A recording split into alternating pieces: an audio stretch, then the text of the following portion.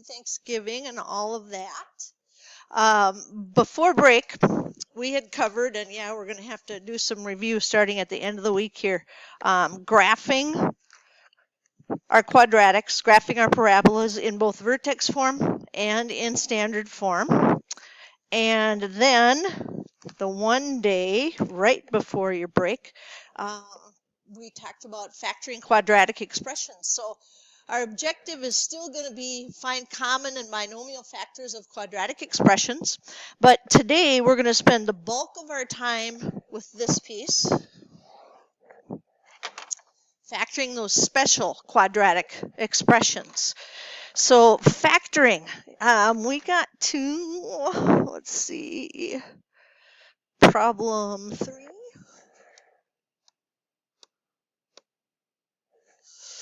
And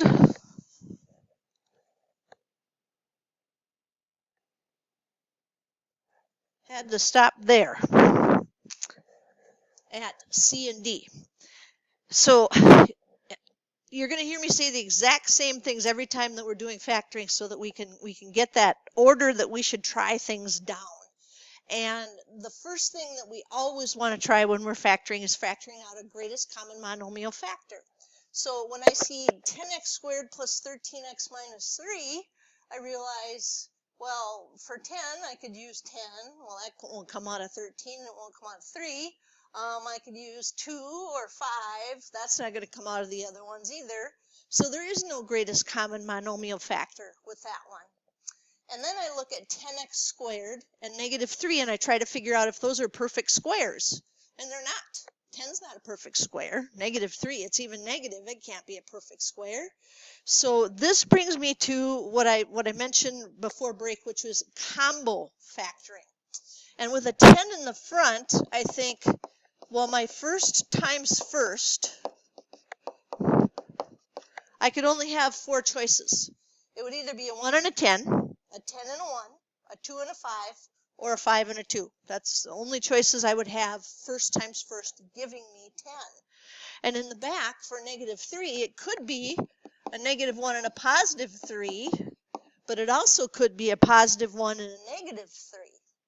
And somehow, with this set of numbers, I have to do outside times outside. So again, with my hand motions here, outside times outside plus inside times inside until I manage to get 13 out of that. So the other thing I mentioned was the book writers like to make it the bottom ones because then it takes us a while to find them. So it's a good idea to start at the bottom. 5 times negative 3 would be negative 15. Negative 15 plus 2 would be negative 13. Ooh, if we just switch the signs, we'll have it. Positive 15 minus 2. There it is. So outside times outside was the 5 times 3, and inside times inside is the 2 times negative 1. And again, really, really important is the order that we have these. So the 5 and the 2 came from first times first, so it has to be 5x and 2x. And then in the back, we have to have negative 1 and 3, and they have to be in that order. So easy way to check would just be to go ahead and do FOIL on it. First times first, 10x squared. Got it. Outside times outside plus 15x, inside times inside minus 2x. There's my 13x. Last times last, minus 3. So we have it. And the reason I call this combo factoring is because we have to use combinations of numbers here until we get the set that makes this all work. So now I look at D. And my first thought is always, is there something I could divide out of all 3 of those numbers? So I'm looking at 21 and I'm thinking 1 and 21, 3 and 7, and 38 and 5 are not going to do that. There's nothing I can do with those. So I write down all the numbers that could multiply together to give me 21 for first times first.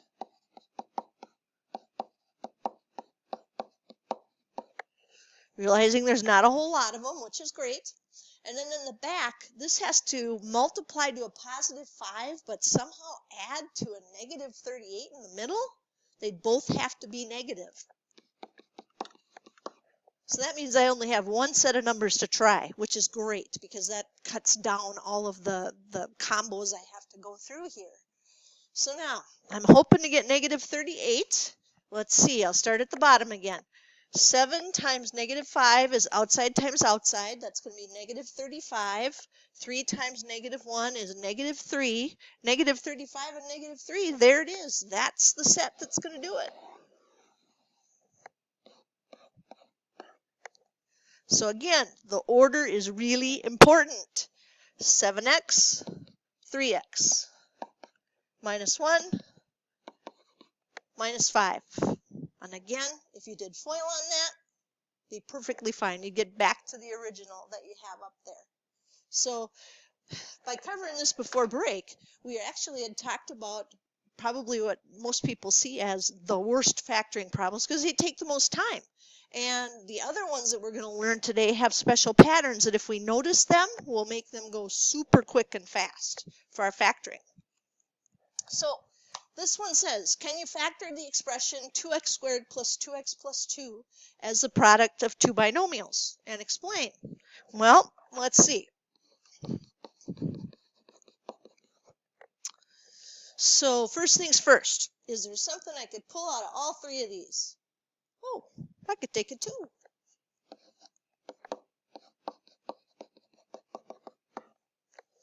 So far, so good.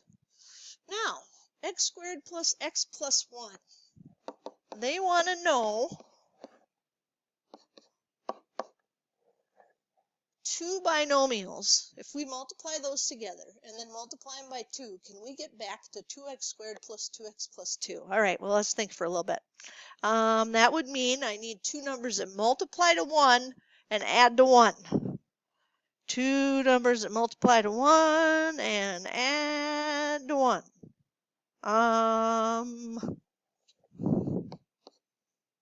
1 times 1 is 1. That's not going to add to 1. So the answer to their question is no. I mean, we factored it. We factored out a 2. But there aren't two integers that multiply to 1 that add to 1 as well. So we could just put 1 times 1 is 1, but 1 plus 1 is 2. It's not going to happen. You know, that's the kind of thinking that you use when you're going through and trying to do the factoring.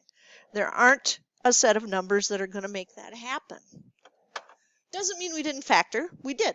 We factored out the greatest common monomial factor, which was a 2. But the question was, can it be written as the product of two binomials? Nope. Can't do it. So now, we're going to start today looking for special patterns. And the special patterns that we want to see, I covered it up a little bit there. There we go. Have to do with perfect squares. So, help me out here. We've got x and x squared. 1 squared is 1. 2 squared is 4. What's 3 squared? Unmute, please. 3 squared is?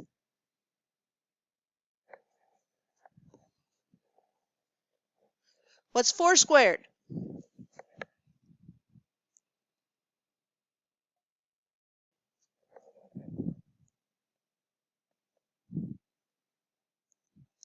Come on, there's lots of you. You can't tell me what 4 squared is?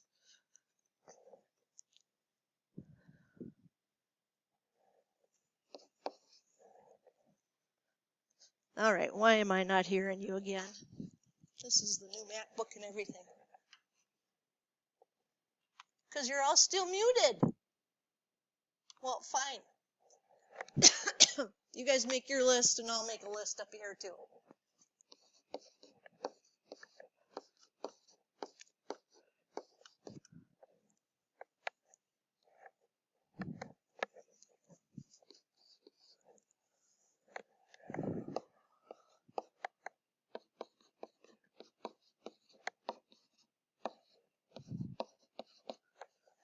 Usually at 16 squared, that's when people start dropping off. It seems like most of the ninth grade teachers will have you go through at least 15 squared. 16 squared is 256. 17 squared is 289. 18 squared is 324. 19 squared is 361. And 20 squared, 20 times 20 is 400.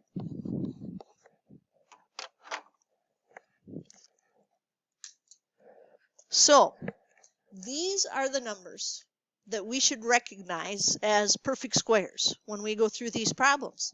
And that's going to make our life so much easier, and our factoring will go so much faster if we can do that. So now, we want to be able to factor a perfect square trinomial.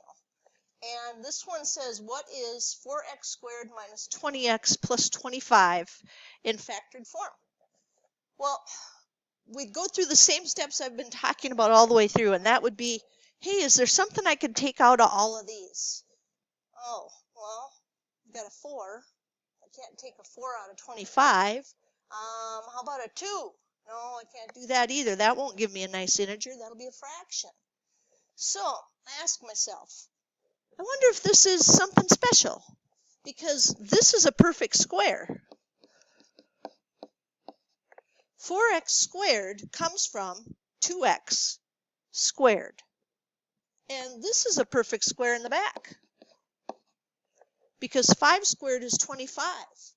So the only thing that I have to check here is, does the middle term match? Because, like it says, is 4x squared a perfect square? Yes. Is 25 a perfect square? Yes. And then we have to remember that if we multiply these two together and double it, it has to equal the middle term. And if it does, then it's what's called a perfect square trinomial. Well, let's see, 2x times 5, that's 10x. If I double 10x, I get 20x. Cool. This is a perfect square trinomial. Now, how does that save me time? Because perfect square trinomials factor as one binomial squared. And we already know what we have to square. We have to square 2x, and we have to square 5. We found that out when we were checking for perfect squares. And now all I need to know is, should I put a plus or a minus in between them?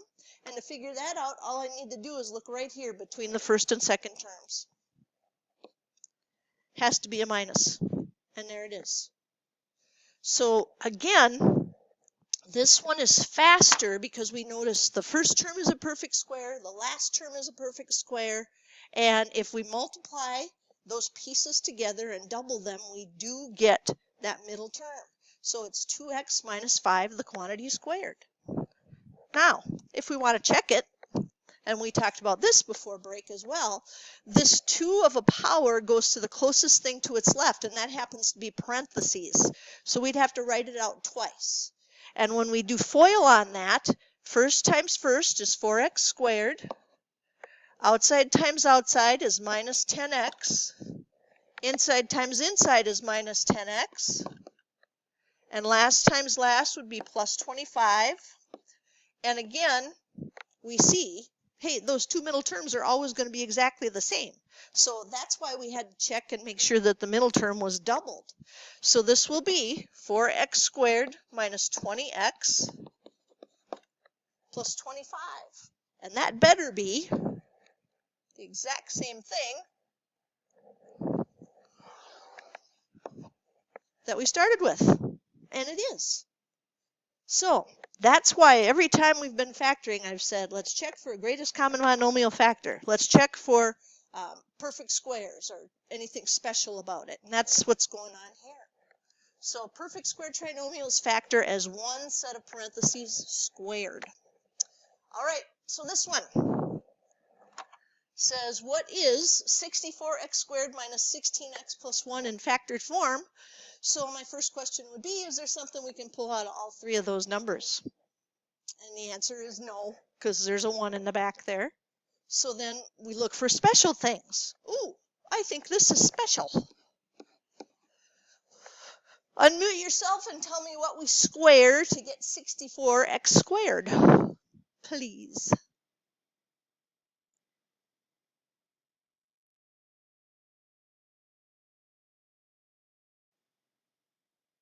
Oh gosh, why can't I hear you guys again today?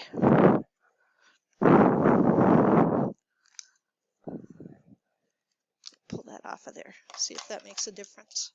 I had a student ask me to use a microphone, but I think that's messing up sound. Now I can hear you. Oh, it is 8. 8x. Thank you, Amos. 8x, the quantity squared, minus 16x plus 1. Hey, is 1 a perfect square? What do you square to get 1? 1. You do. So now all we have to do is make sure that middle term works. And if it does, then this is going to be super quick to factor. So 8x times 1 times 2. Does it work? Yeah. It does. 1 set of parentheses squared. And we already know what goes in there. 8x, 1. Should we put a plus or a minus in the middle? Minus. There it is. Done. You know, no looking for combinations or anything like that. It's just a special perfect square trinomial. All right. Now, here's another special pattern. And this one, again, we talked about before Thanksgiving break. If we see two perfect squares with a negative in between them, that means there was no middle term. So I think backwards. If there's no middle term, then the middle terms must have been opposites of each other. And how do we get opposites? With the sum and difference pattern. So let's look at this one. What is 25x squared minus 49 in factored form? Again, the first thing we do is see, is there something I could pull out of all of these? 5 and 7. Oh, you're already going to the perfect squares. Yeah, there's no number I could take out of both of these, but this is 5x squared, and this is 7 squared. Now, here's where I have to tell myself there's no middle term. Oh, that means it was 2 sets of parentheses, one with a plus and one with a minus. 5x plus 7, 5x minus 7. Perfect.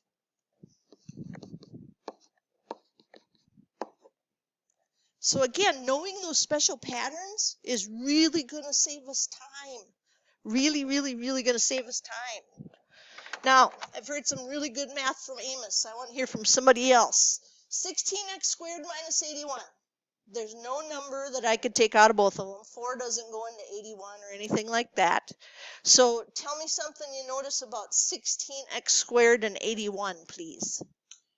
Square root of 4 and 9. Good, I heard 2 people. Perfect squares, right? Since there's no middle term, what do we have to make sure happens in our parentheses? Plus and minus. Exactly. But we already know what has to go in there. 4x plus 9 and 4x minus 9. Now that's called the difference of 2 squares because it's 2 perfect squares and there's a minus in here. And difference is our fancy math word for minus. So that works out super cool. All right. We're done. Are we done? How did that happen? We are though. I mean, I covered a lot of this before the break. So now all we have to do is you're going to do the assignment for 4-4 day 2 today. And you may have noticed on the calendar we had 3 days planned for this one. So tomorrow you're going to be working through a worksheet. And if you're saying to yourself, well, how do I get that worksheet? If you were here in class, you have that worksheet. If you weren't, if you were, gone, or maybe you're a distance learner, remember in that black file on Schoology, it says printables of blah, blah, blah. And you could just write your answers down on normal notebook paper. And I will definitely, accept that. If you can print it out, that's cool too, but you don't have to. You can just do it on notebook paper. But So tomorrow, what I'll do is I'm just going to sit here and answer questions from anybody about any of the homework for 4-day 1, for 4-day 2, or the worksheet that you'll be working on tomorrow. So there's your assignment for 4-day 2, page 221, 38 to 58, 60, 61 to 73, just the odds for that little group, and then a couple of review, 108 and 109, which I know I gave you graphing on those because that's going to be the hard thing to remember when we take the test a week from tomorrow. So we're going to have to spend some extra time reviewing those graphing problems. Yeah. What's up? Tomorrow just review? Tomorrow, the worksheet, if you totally know what you're doing, is going to feel just like review, yes. Of factoring.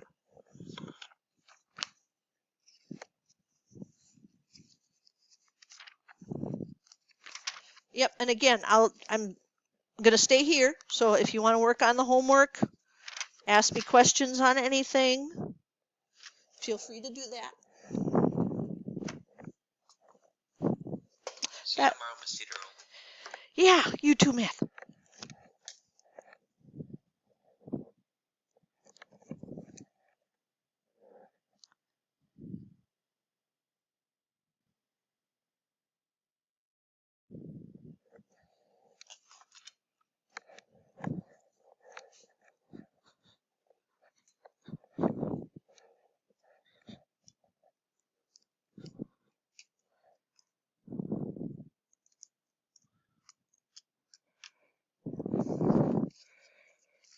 Miss Cedar. Yes. Could you scroll either up or down the middle? The one that's odd is in the glare. Thank you. I always forget that because all I see is you guys' little icons and stuff on the screen. Thank you for reminding me. There we go. Thank you. Yeah.